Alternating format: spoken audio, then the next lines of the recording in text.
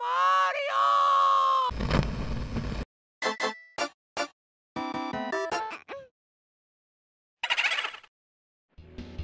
go! Mamma mia! Yahoo! Ow, ow, ow, ow, ow, ow.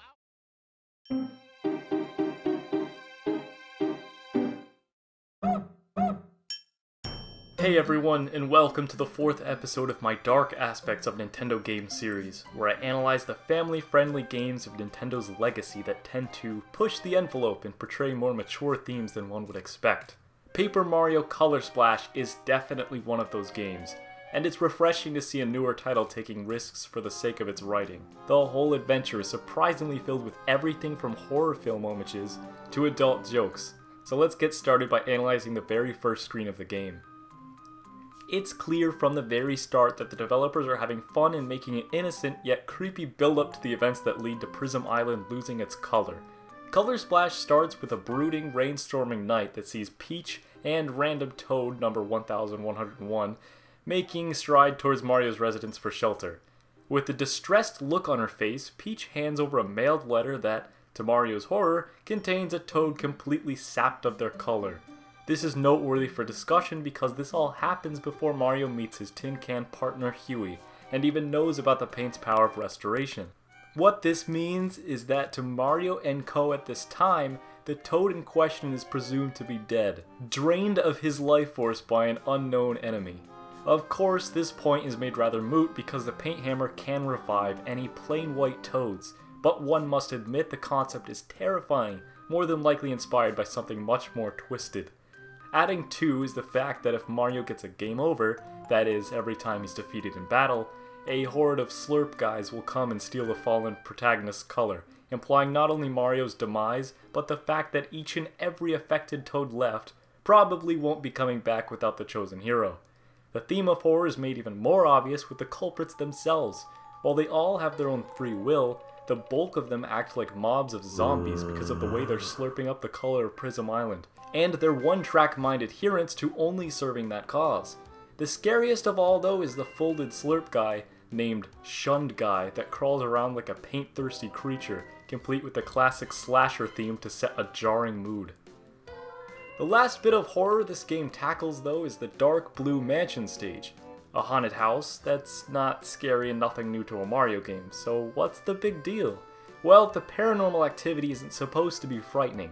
It's the backstory of why it's happening that makes for a pretty melancholic level. In the game, this hotel is stuck in a time loop the player needs to fix by helping and gathering each member of a brigade to enjoy a tea party that never happened when they were alive. This is made bittersweet because the game's fantastic digital manual expands upon this by stating the unfulfillment of the Toad's oath caused them all deep depression. Luckily, Mario was there to help solve their trouble by granting that wish, causing for a touching moment following a sentence to the afterlife. With horror out of the way, I'd like to now transition to what I feel is the strongest case for this game being dark, and that is its writing. When I say adult jokes, many people think instantly of sex, and while the game goes into that realm slightly, I mean to imply that the humor is for adult comprehension, something that will get past children's understanding for appreciation by an older audience. With this out of the way, I will now be exploring topics of sexual innuendo, drugs, marital strife, and even existential commentary. In Red Pepper Volcano, there is a bathhouse Mario can walk into containing half-naked Toads. Speaking with one will give this hilarious exchange. "I feel we know each other well, Mario, but not watch me bathe well, you know?" In the same bathhouse, there are 3 Shy Guys stacked on top of each other so they can see past a fence enclosure. Entering the water, there will be an extremely bashful, feminine Boo, shocked that 3 men are staring at her, and states that this is a booze-only spa. The 3 Shy Guys fumble down in a panic. Speaking with them after will reveal that they are just looking at the paint star in the distance. At the Emerald Circus, there's a trolley of caged Yoshis Mario can interact with.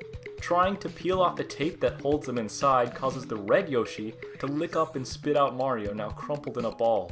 Doing this once results in Huey calling out the Yoshi, but I discovered that doing it twice reveals additional dialogue in which he suggests, "How rude, at least take him out to dinner first." This parodies the social norm of dining first with a date before. Yeah, tongue stuff. Things stand out in this papercraft world because they are real-life, three-dimensional objects. They're able to be turned into usable cards that solve puzzles in the overworld or assist in battle. The plunger thing is by far my favorite, summoning an upright, now sentient plunger that moves seductively towards the target, complete with a sensual jazz riff as it suctions on and plunges rapidly, while Mario just watches in awe. Technically speaking, there's nothing wrong with this at all, but the way it moves, paired with the obvious flirtatious romance music track, makes it clear the developer's implications. Disturbing yet hilarious each time it's utilized. At the harbor of Port Prisma, the game's hub area, there is a toad that sells things to the player. His shop is located away from the rest of the toads, and upon first interaction, he'll ask Mario if he's a cop. He'll then prattle on about how his goods may or may not be obtained legally, and that once he starts using things, he'll be hooked and never want to stop. This shady exchange is most certainly the developers innocently having fun with nodding to this type of culture.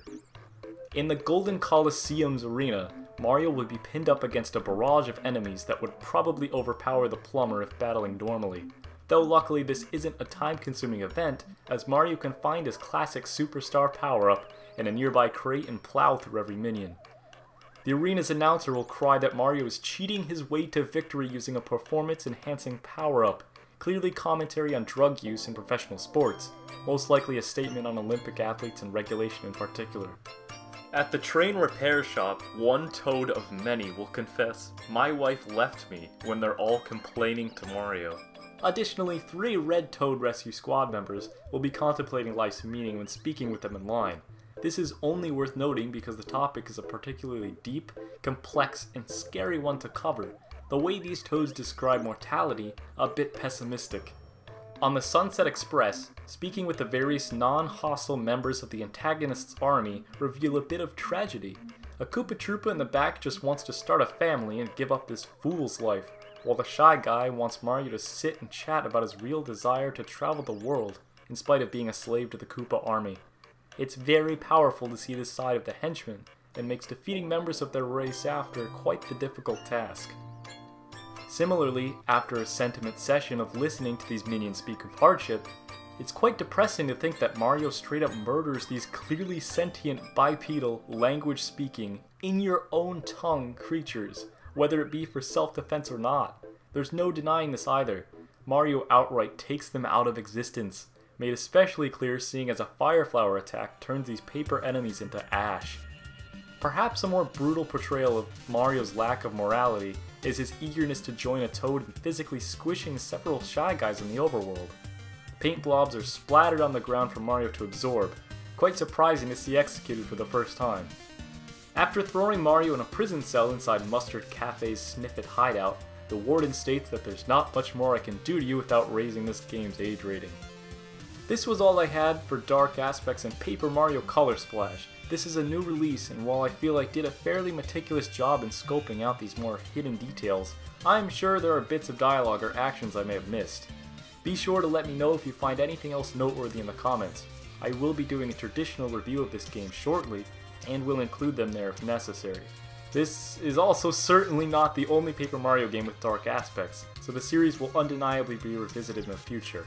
Thank you all for watching, and please subscribe and follow me on social media if you like and wish to support this series. It means everything to me and I care what you all have to say. Thank you all so much for watching, and I'll see you next time.